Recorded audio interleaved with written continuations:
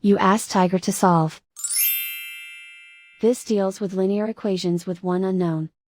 The final result is f equals -15/4. Let's solve it step by step. Group all constants on the right side of the equation.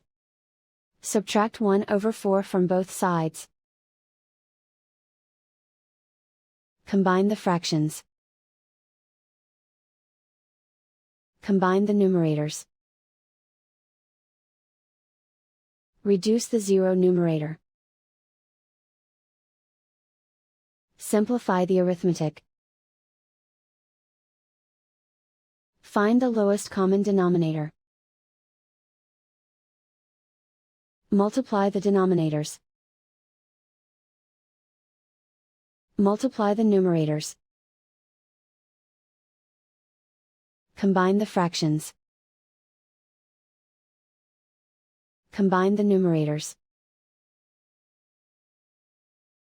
And so the final result is f equals -15/4.